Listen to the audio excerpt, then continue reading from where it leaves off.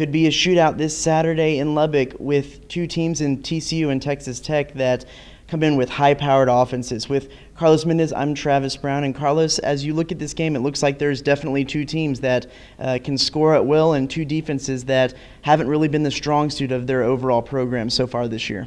Yeah, this will be a very high-powered game, and for both defenses, it might be their stiffest test of the year, which, in TCU's case is saying something because they played a really strong offensive team last week, and they're going to see a similar kind of quarterback, but Tech's going to attack the field in a different way. They're going to really go vertical on you, and they're going to try to make you account for the quarterback, which, now that I think about it, that's what SMU did last week too. So, TCU's got a challenge on its hands. It's also got to try to get some new players, understanding their new roles and new spots, and this is still in the early part of the year for them where they're trying to get that nailed down. But, it's time to be ready because this is a conference game. This is one that you have to have if you're going to reach that goal of winning the conference.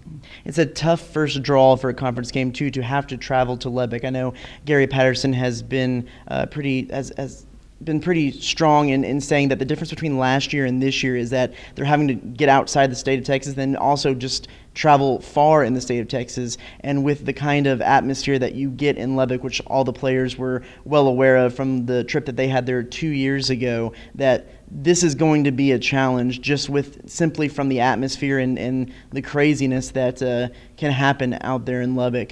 So in looking at this game a little bit further, what are your keys to the game? Well, the keys for me is taking care of Trevon Boykin. He took some hits last week against SMU. Patterson talked about that. He wants him just to be smarter, but just give him time to throw, and you're probably going to be okay if you're the TCU offense, because this offense is veteran enough to know how to get open, how to find receivers, how to move the ball. You just can't make a mistake in the red zone. You can't make a mistake with turnovers. And from the defensive side for TCU, they've got to be able to control Patrick Mahomes, the quarterback. If you watched last week, you saw times where TCU would rush only two guys against Matt Davis because of his running ability. So TCU might be in the mode early, at least, of dropping back, containing the action, and letting the game come to them. But, Texas Tech is one of these offenses that can, they can unload on you in a hurry, and they're playing with a lot of confidence right now. So even as TCU's trying to move their pieces around on defense, it's going to be a fascinating matchup.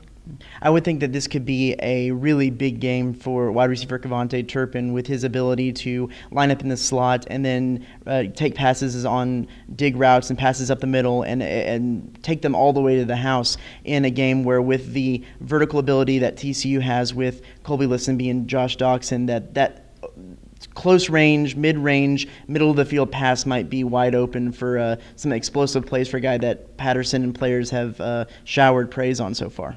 Yeah, and that pass play came on a zero coverage, which means they didn't have any safety help back deep. This was, five guys covering five guys off the line of scrimmage, and Kevontae Turpin is a guy that can beat his man one-on-one very easily. So if those opportunities are there, I'm sure they're going to try to be exploited. There's been so many athletes on the field Saturday that can go to the house that this game, I can't imagine what the score might be, but if TCU can come out of it with a win and their defense plays well, I think confidence-wise, they will be set up for the rest of the conference schedule, because this is going to be a real true test for them. Big 12 conference play kicks off for TCU Saturday at 3:45 p.m. And be sure to check StarTelegram.com after the game for all the best recaps and videos from TCU versus Texas Tech.